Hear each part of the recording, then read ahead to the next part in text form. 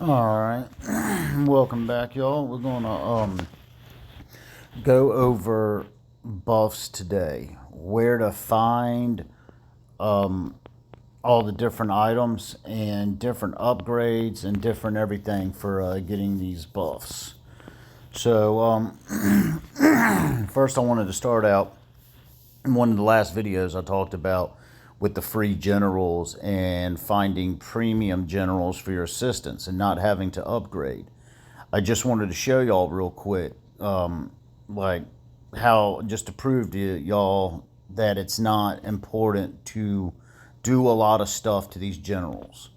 So I did my first attack with I did a ground attack, and I used my Elise as my main right here, with all my gear, everything decked out, dragon, everything.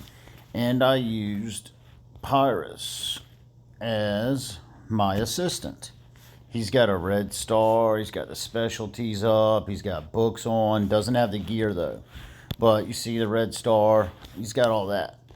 But this will show you how much, and I put the red star on him. I knew he was going to be assistant, but I did this when I was testing a while back when I first got him, when he first came out.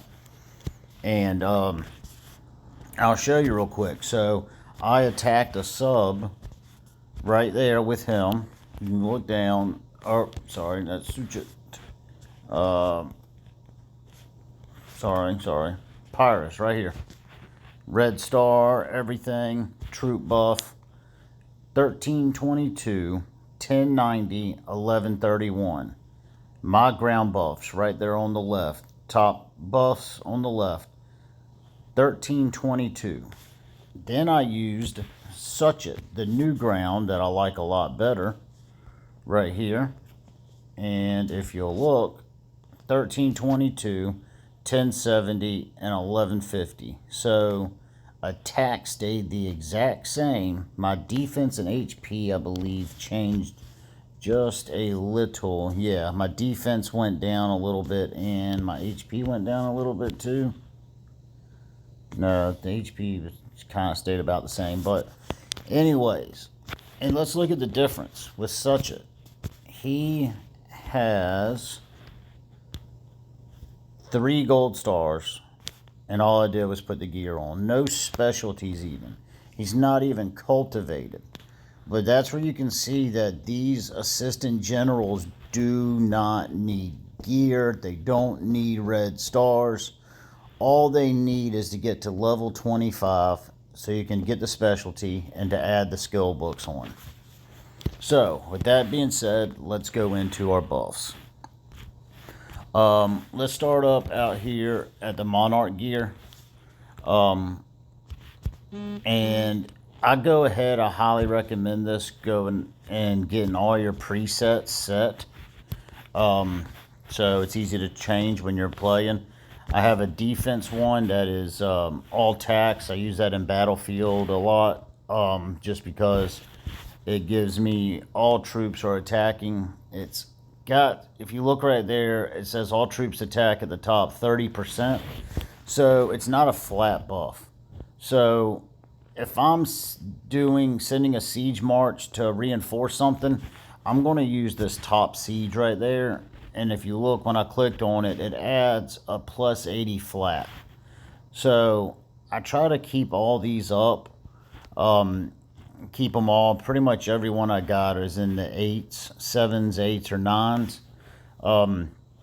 And this adds a lot of buffs, y'all. Monarch gear adds a lot. And to get Monarch gear, pretty much killing monsters, daily activities, stuff like that. Wheel of Fortune gives a lot. Then we will go over here. Let's start with the bee seals again. I talk about these a lot. You get these through killing boss monsters. I think the lowest one you can get one on is the B14, the behemoth. But they add a lot, y'all. You want to, especially in city. So you get these, and I highly recommend getting all of them to level 10 Every one I got, that's the last one I'm working on to get to level 15. But they are all at level 15 except for one siren. She's 24. Um, I was just going up and up because she had some good buffs. But if you look down here, when you get to the levels at the bottom, it shows reaches right here. Pasture is level 10, and my seals, or no, pasture's level 30, sorry, and my seals are level 10. It unlocks that top one. Then when it gets to level 15, you go over to the next one over, it unlocks that one. In-city ground troop and defense plus some.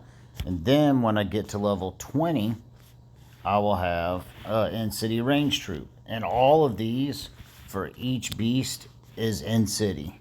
So if you're a big T1 trap, these are very important to get. So in my opinion, I don't like, because I have a lot of siege, I got a lot of ground, a lot of mounted, a lot of ground, and I just finished up building a lot of range.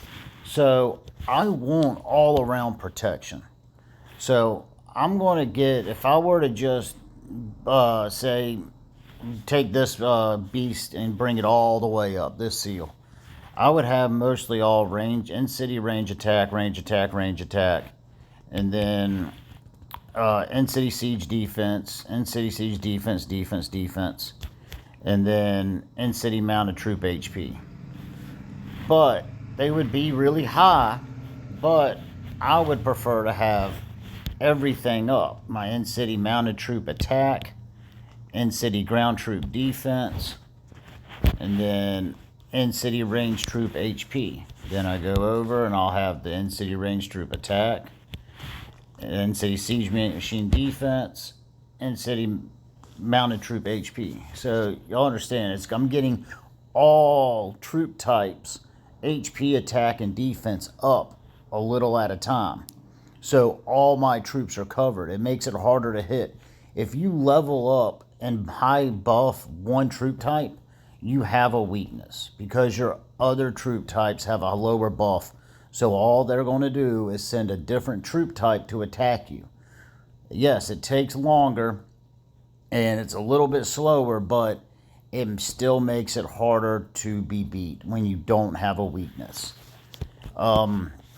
But yes, focus on all these seals. Like I said, you get them in B14 and up, and then event monsters are like Serb 3 and up, the Knight 3 and up, and Yimmer 5 and up, I believe. It might be 4, but I think it's 5 and up.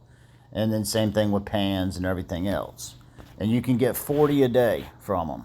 And you also get them out of the packages. My favorites are these ladder packs over here. You can buy these and you get the blood crystals. $20 pack, you get 30. With a coupon, you can get up to 90. Moving on along, we'll go up here to the Senate. Another one, very important buffs. You get buffs, a lot of in-city.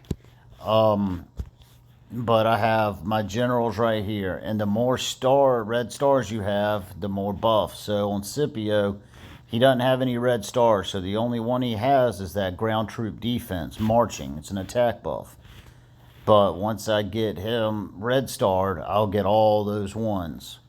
So Martinus has 4 red stars. So I'm going to get a lot of in-city. I get my in-city troop HP, in-city ground troop defense, marching mounting troop attack, and in-city troop HP.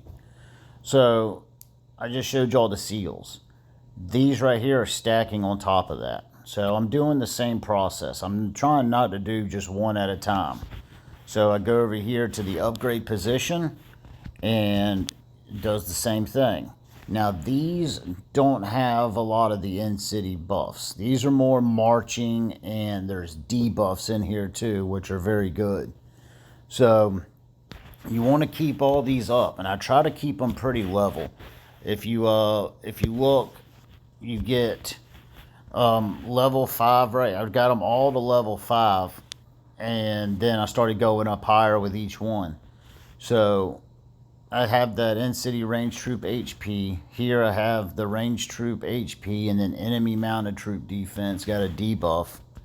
Here I got my ground and mounted attack and HP and another debuff. And then here I have more ground and mounted attack and HP and more debuff. And a siege machine HP. So these are important. And these you get also by killing the same monsters we talked about with the seals. You get those little twigs. And you can also buy them in the packs, the ladder packs also. Very important. These are all like high buffs. The art treasure is another one. These ones are going to be limited on because you have to actually earn prerequisites, I guess you could say. This one I need strategy expert. So we are struggling right now in the battlefield, so it's probably going to be a while. But you need to get your scrolls. These ones, all you need is the art treasures and the scrolls. You get all these from monsters. When Vikings come out, they do the scroll event where you get 47, I believe, a day scrolls. So that's another reason I highly recommend always going hard on Vikings. It sucks. They're tedious. If you got a bot, set it and let it run. Make sure it's got enough stamina. These are very good buffs. And they're like the higher level buffs too. They affect more. Blazons and specialties are lower tier buffs. But you need all these. All this stuff stacks.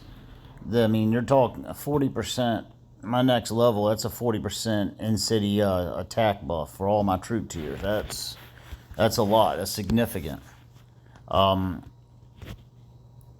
Let's go over to duty generals. Let's talk about them. These are very important too. You get them. Every duty general has the first red star, has some type of defense or HP. I think they're all defense. So I got this, and they have to be an officer of where they're at. You can't just own them to have these activated. And once again, officers don't need regular gear. They have special officer gear for them, and they have special officer books now, I think, too, that you need. So, and in specialties, there's usually only one specialty out of all of them, or out of the first three, and then the final one is another officer book. But don't increase this one, Bash. Don't increase range troop assault. It's not going to have any effect on your attacks. Another trick too, when you're making these officers, duty officers, I'll show you real quick. Let me go right here. Duty, and as you can see, I have down here at the bottom, he is special officer doofy. No, sorry, little joke. Right down here at the bottom, special officer. So let's go back and look at what his requirements for special officer are.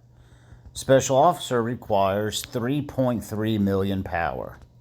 Well, how did I get there without him being 3.3 million power? He's only 1.4 million power. Right there in the bottom left. What I did was I added gear to him, a bunch of civ gear, took it off another general. I put him in the duty spot for that place. And then once he's in there, you remove the gear and it'll stay as long as you do not change it. And I did the same thing with all my other officers. If you look, any of them that are special, I need to go back through and upgrade them too. I haven't been keeping up with my duty officers. But you do the same thing. Oleg of Norwood, he is not 3.3 million power. None of my duty officers are. It's not needed. Ban Chow, and I got to do a lot of work on here. Hercules, same thing. He is not a super. He's only 3.1 though, but that's still crazy. But that was a good pick right there. So those are all the buffs.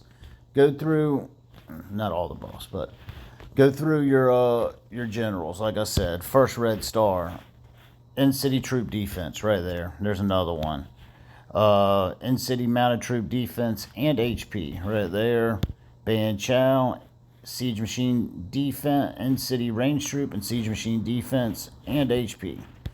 So getting them red starred is very good. Like I said, no gear, no books, unless they are specifically for officers. Your treasures. These are hard to get, but remember I talked about that scroll event. The scroll event also drops these treasures.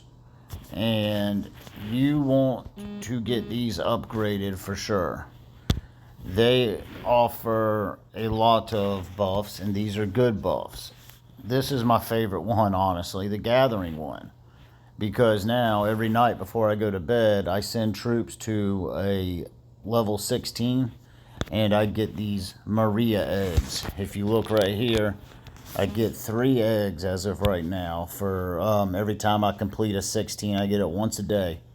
And that Maria egg right there drops a lot of good stuff. I get March troop speed up or 25 million resources of a certain troop or a certain resource. But getting all those, you want to get those upgraded. Blazons. You need to do blazons. These aren't the strongest ones, but they do work. They add buffs. I have a whole nother video explaining blazons. If you have questions about them, ask. I know they can be very confusing. Your military academy. If you're that far, please max it out. Please. All mine that are able to are maxed out. I cannot stress this enough. And research. And research and military academy are your main buffs. Everybody should have advancement, defense, and military done before your K30.